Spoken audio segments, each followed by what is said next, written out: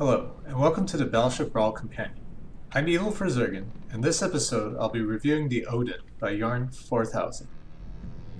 The name Óðinn is rendered in Old Norse script, giving this kind of a ancient flair. Yarn has put some effort into decoration with various hull greebles, these sea spray shields for the turrets, a true superstructure with rotating radar, and these yellow lifeboats. Although, if this ship were to be sunk, I imagine the crew would have to do a bit of pushing to get the lifeboats into the water. Got the engines spooled up here, making a speed of just over 9 meters per second. On the slow side for this tournament. I'd say the average for this tournament is around 15 or 16 meters per second. Probably the cause for this rather slow speed is a number of flat faces. We've got some on the front here, as well as the propellers themselves, ironically. Now there is after this tournament submission, they did introduce new wedge blocks, which could potentially lower the drag of the ship. If we put a bunch down like that, see that the ship actually slowed down. What's up with that? Oh, I accidentally lowered the throttle. Yeah, we can get just a bit of extra speed just from that. Though, again, these weren't around when the submissions were called for, so that's no fault of Yarn's. But even with that, we still have a bunch of flat faces down here, so that's going to increase the drag. Let's see whether the cross-section or the length drag is bigger. Yeah, I mean, there's still quite a bit of length drag, so you're not going to get a huge amount of speed on this ship without adding more propulsion, but it is something to keep in mind. Let's test out the turn rate. So it's about 1.3 degrees per second. The ship only has one rudder, and unfortunately it's only got a force output of 0.375 due to this wood sticking out here, which I think was done for possibly aesthetic purposes. If we take this wood off, go back to block.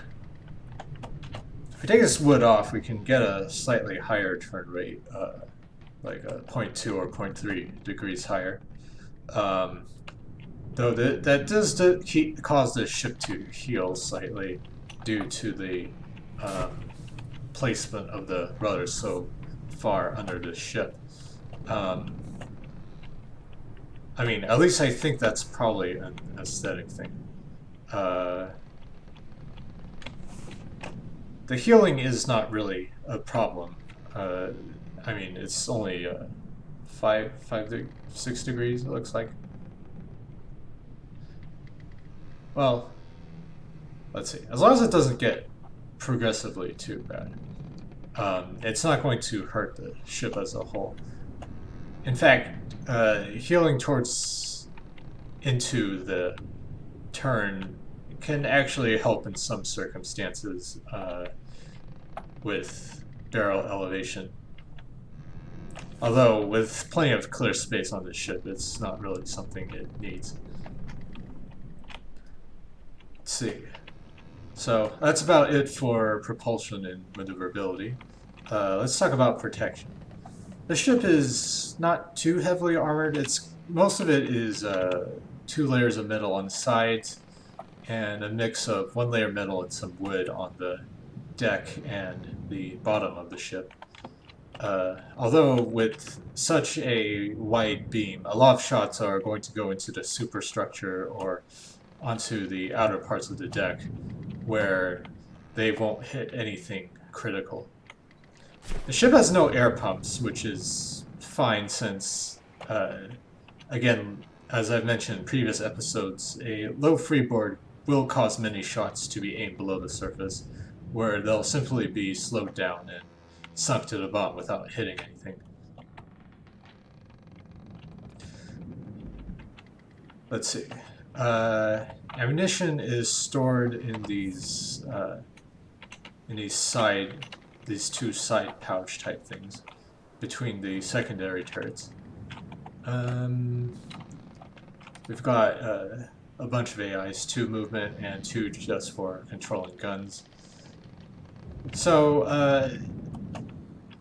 I mean, not terribly heavily armored. The turrets also are pretty lightly armored with only a single layer plus whatever hit points the gauge increasers have.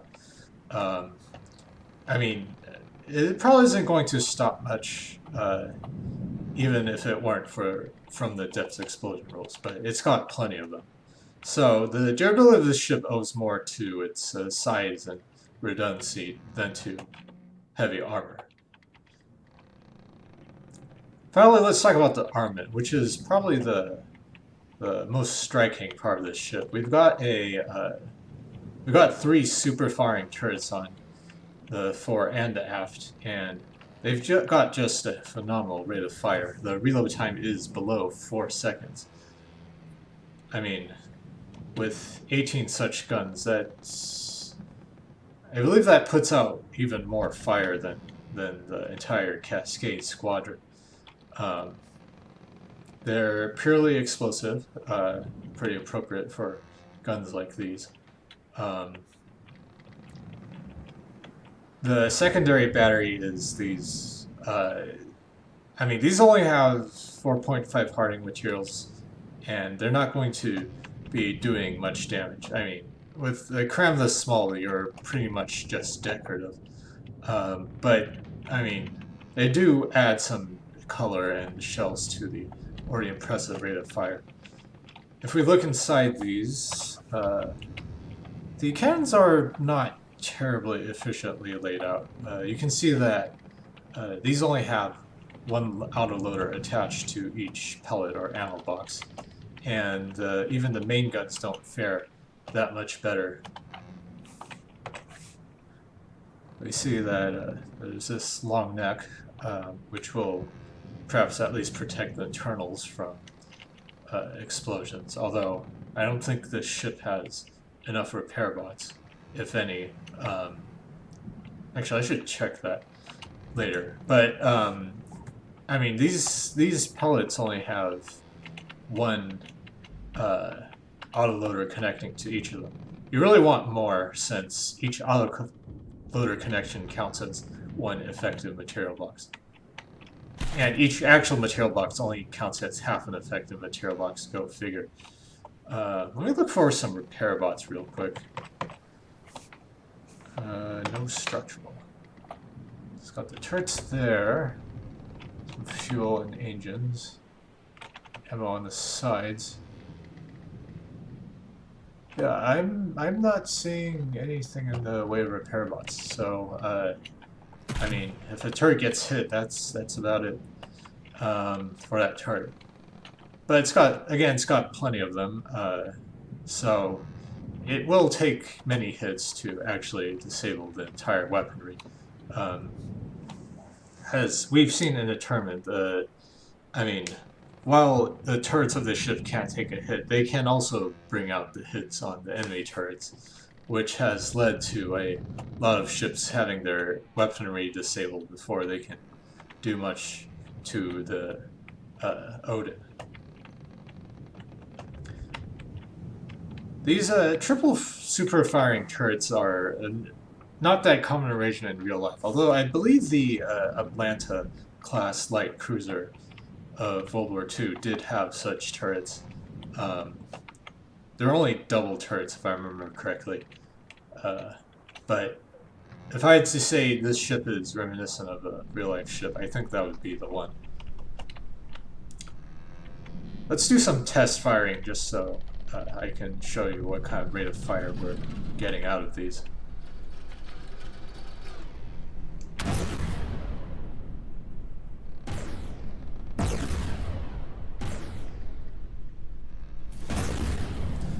That is a pretty intimidating rate of fire, especially for crams. Um, any ship with large turrets is going to have them shredded in pretty short order.